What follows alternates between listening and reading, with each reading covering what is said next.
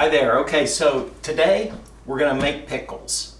And when I say that, what I mean is we're going to actually pickle some vegetables.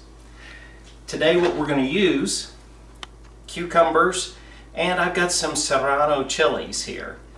Serranos are kind of like jalapenos, but with a lot more capsaicin, so they carry a lot more heat. Actually, technically, if you want to talk from a botanical standpoint, cucumbers, peppers, squash, tomatoes, they're actually fruit because they develop from the flower of the plant and they carry the seeds. But in culinary world, we consider them vegetables. You don't have to use these. You don't even have to use the spicy stuff. I just like it with my pickles. You can use carrots. I've made pickled carrots and those are actually delicious as well. What I want to show you here are just the basic ingredients that we need for all of these pickles that I tend to make. What we have here, this is 2 cups of vinegar. I like apple cider vinegar. You could use distilled white vinegar, but it's kind of got a harsh flavor to it, and I just think this has a much smoother flavor. We got a 1/2 cup of sugar, 2 tablespoons of salt. I got a tablespoon of peppercorns. And this is a tablespoon, this is mustard seed. And I know you think, okay, that's kind of odd, but if you've ever noticed, if you ever see kosher pickles, you'll always see mustard seed floating down in the jar. Now, when I make these pickles, there's other things you can add to them. I like allspice. These are allspice berries. They kind of look a little bit like the peppercorns. That smell, though, it's unmistakable. These grow in the Caribbean, a lot of them in Jamaica, and if you've ever noticed that interesting smell that you get with jerk seasoning, that's what that is. That's allspice. And so I'm going to add that to these pickles today. Okay, so what we're going to do is first we're going to start with the brining liquid. And so what I've got here is I've got the apple cider vinegar. I'm just going to go ahead and put that in my pan. And we're going to turn on some heat, and really it's fine to go medium high or high on this because what we're going to do is actually try to get this up to a boil. Okay, so now that I've got this starting to heat up, what I'm going to do is add all of these ingredients. So here we go. This is the 1/2 cup of sugar, and 2 tablespoons of salt. And then what I'm going to do is add the rest of these dry ingredients. So we got our tablespoon of peppercorns, got our tablespoon of mustard seed, and I've got a tablespoon of allspice. And so now what I'm going to do is just kind of mix everything up here. And what we're going to want to do is get this up to a boil. Now when it's up to a boil, what we're going to do is back the heat down and just keep it at a simmer for about 20 minutes. Okay, so as you can see here, we're at a boil. Got a nice brisk boil. So what we're going to do, we've been stirring this off and on just to make sure it's staying well mixed. Now what we're going to do is we're going to back this down to a nice simmer. And then what we're going to do is we're going to let this just kind of cook for about 20 minutes. So I'm going to go ahead and set the timer here. And I'll check it from time to time and give it a little stir. But now what we got to do is get on to the next phase, which is getting the vegetables and everything else together. And no, I don't think I'm Michael Jackson. But as you can see, I kind of cheated. I've got a fair amount of this already done. But what I was going to show was what I'm going to do with these cucumbers. I like to slice a bit on the bias as opposed to straight across. That way it kind of gives a little more surface area to each cucumber.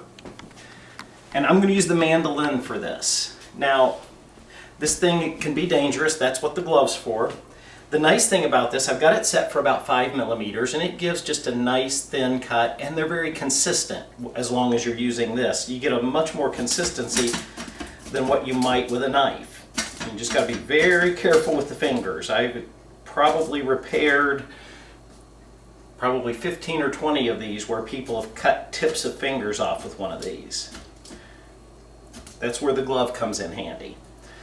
Now, you can use this for the peppers, but one thing, I like to use the seeds in the peppers because that adds extra heat, because really the inside of the pepper is where a lot of the heat is.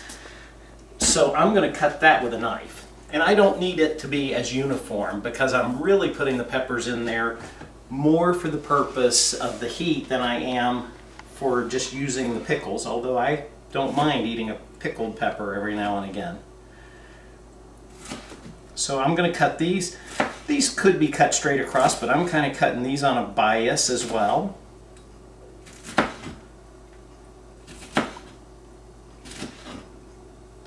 Now, just as far as amounts, the recipe I use, I borrowed some parts of it from America's Test Kitchen, which is, by the way, a great app to subscribe to. It's not horribly expensive, and they've got phenomenal recipes.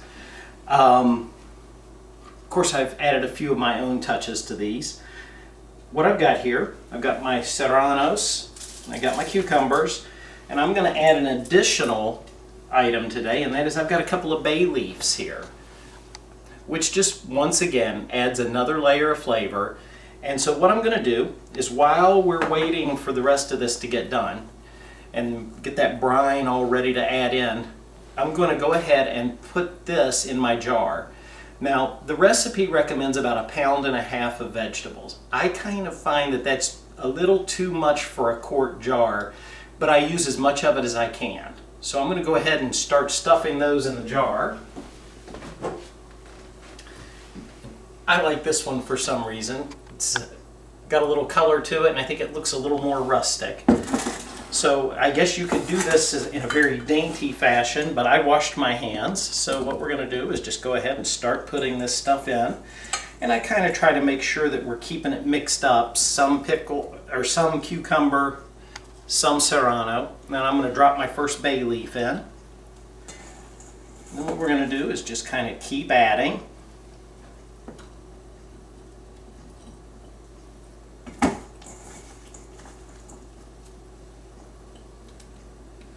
Now, as I said, you can see that we're not going to get a whole lot more in there.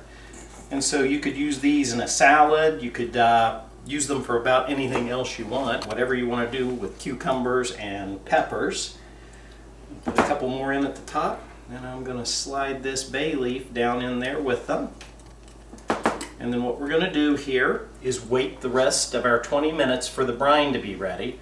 And then we're going to add that. Okay, so our timer's done. We've had our 20 minutes, and trust me, I've been stirring this and checking it every now and again. So we've got our brine ready. So what we're going to do is we're going to take this, turn off the heat, of course, and what we're going to do is just transfer it into this jar where we've got combination of, as you know, cucumbers, serrano chilies, and a couple of bay leaves. So what I'm going to do is just pour this in.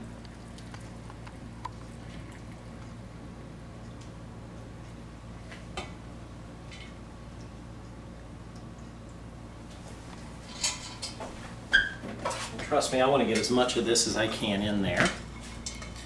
Now what we're going to do is let this cool for a bit. And every now and again I'll give it a little push, just trying to kind of tap things down in there. Once this is cooled, what I'm going to do is put the lid on, and then I'm going to turn the jar upside down and just shake it, and just so we can kind of get everything mixed in together. Now, a couple things. These are not the kind of pickles that you can sit on a shelf. There's no preservatives in it. I'm not going through a canning process. These are good in the refrigerator for about 3 weeks. And honestly, you could try to eat these now, but I think it takes a couple of days for the flavors to really develop to the point where you're going to want to use them. There is an alternative, and I mean, I like using a jar, but if you have one of the little plastic bags that you could hook up and vacuum. If you do that and vacuum the air out of it, it compresses everything and those pickles are ready almost instantly. But I can't help it. It's an old-fashioned thing. I like the jars. So, I hope this helps. Let me know if you like this recipe and let me know how it works for you. And next time, we'll do something different.